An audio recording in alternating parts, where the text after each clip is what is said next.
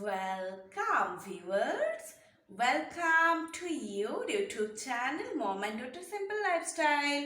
তোমাদের সকলকে তোমাদের এই চ্যানেলে সুস্বাগতম। তো দেখো আজকে আমি আরিত্রিকা ও আমার মা তোমাদের জন্য যে রেসিপিটা এনেছে সেটা অ্যাকচুয়ালি বলতে পারো একটা সামার স্পেশাল রেসিপি। তো সামার মানেই হচ্ছে আমাদের একটা ডিলিশিয়াস আইটেম হচ্ছে কি শরবত। তো আর এইটা হচ্ছে বেলের শরবত। তো বেলের শরবত তো আমরা বিভিন্ন রকমভাবে খেয়েছি, তো তোমরা এই রকমভাবে একটু শরবত বানিয়ে খেয়ে দেখো। ভালো লাগলে অবশ্যই লাইক করো, কমেন্ট করে জানিও, অনেক অনেক অনেক শেয়ার করো, আর নতুন হয়ে থাকলে অবশ্যই সাবস্ক্রাইব করো। তবে হ্যাঁ, এই শরবতে আমরা ইউজ করেছি বিট নুন, কিন্তু বেলের শরবতে অনেক সময় বিট নুন বা নুন জাতীয় যে নুনটা অনেকে পছন্দ করেন না, তো সেই ক্ষেত্রে আর অনেকের অম্বল হয় নুন খেলে, তো সেই ক্ষেত্রে তোমরা কিন্তু বিট নুনটাকে টোটালি অ্যাভয়েড করতে পারো। কিন্তু বাকি যে ইনগ্রেডিয়েন্টসগুলো আছে সেইগুলো তোমরা অবশ্যই বানিও, খেয়েও, তারপরে জানিও কেমন লাগলো। তো উইদাউট ওয়েস্টিং এনি টাইম চলো ঝটপট আজকের আমাদের রেসিপিটা দেখে নিই। দেখো বন্ধুরা, তো আজকে আমাদের এই সিম্পল গরমে পেট ঠান্ডা করা, ডাইজেশনের জন্য ভালো, পেট পরিষ্কার করা, সব কিছুর জন্য যেটা বেস্ট সেটা হচ্ছে বেল। তো এই বেলের শরবত করার জন্য যেটা লাগছে সেটা হচ্ছে বেল, যেটাকে আমরা ছাড়িয়ে নিয়েছি, তার সাথে একটা লাগছে কলা, আর যেটা লাগছে সেটা হচ্ছে দইয়ের সাথে যেটা দিয়েছি একটুখানি বিট নুন দিয়েছি, আর যেটা লাগছে সেটা হচ্ছে একটুখানি নারকেল কুচো আর গোলমরিচ। তো এইরকমভাবে যদি তোমরা বানিয়ে খেয়ে দেখো, গরমের জন্য ভীষণ ভালো আর সুস্বাদু একটা শরবত। দেখো বন্ধুরা, এরপরে আমাদের যেটা করতে হবে সেটা হচ্ছে এবার একটা মিক্সচার গ্রাইন্ডার নিয়ে তার মধ্যে নারকেল কুচো, গোলমরিচ, এই দুটোকে আগে ভালো করে গ্রাইন্ড করে।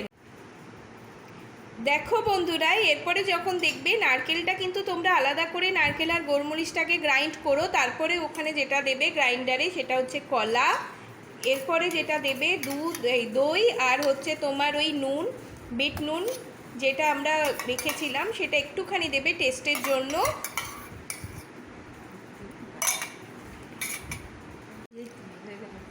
এরপরে একটুখানি জল দিয়ে আবার এইটাকে এরপরে ওই ভালো করে গ্রাইন্ড করে নিতে হবে। এরপরে দেখো তোমাদের যেটা অ্যাড করতে হবে সেটা মিষ্টির জন্য তোমরা চিনি দিতে পারো, তবে যেহেতু চিনিটা আমরা একটুখানি অ্যাভয়েড করি সেই জন্য আমরা এটাতে গুড় ব্যবহার করলাম। তো যেটা মিষ্টি বা চিনি সেইটা কিন্তু তোমরা তোমাদের স্বাদ অনুযায়ী, তোমাদের পরিবারের স্বাদ অনুযায়ী দিও। দেখো বন্ধুরা, এরপরে তোমরা বেলটাকে আমরা ভালো করে তোমার ছেঁকে নিয়েছি, মেখে নিয়ে জল দিয়ে গুলে নিয়ে এরকম কনসিস্টেন্সিতে যখন হয়েছে তখন তোমরা লাস্টে কি করবে, যেটা আমরা গ্রাইন্ড করে রেখেছিলাম সেই সমস্ত গ্রাইন্ডার থেকে ওইগুলোকে নিয়ে ভালো করে এই শরবতটার মধ্যে মিশিয়ে দিতে হবে। আশা করি তোমাদের আজকের শরবতের রেসিপিটা ভালো লেগেছে। ভালো লাগলে অবশ্যই লাইক, কমেন্ট, শেয়ার তো করোই।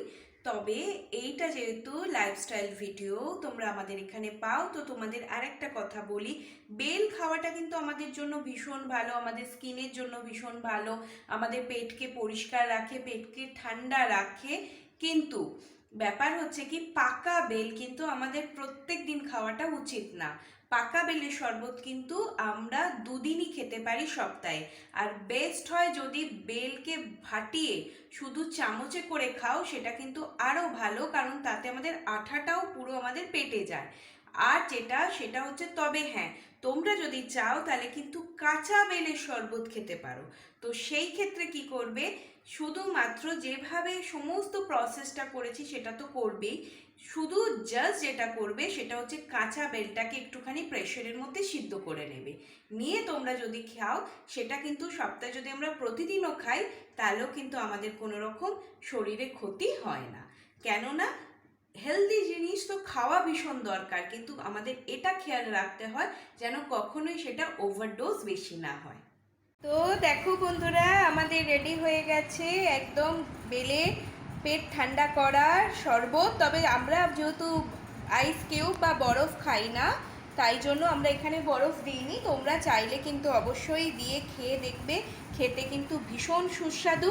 ভালো লাগলে অবশ্যই একটু লাইক করো, কমেন্ট করো, শেয়ার করো, আর নতুন হয়ে থাকলে প্লিজ প্লিজ প্লিজ চ্যানেলটাকে কিন্তু সাবস্ক্রাইব করে বেল আইকন অন করেই তবে যেও। তো আজকে তাহলে এইটুকুই। তোমরা ভীষণ ভালো থেকো, সুস্থ থেকো। ওম শান্তি।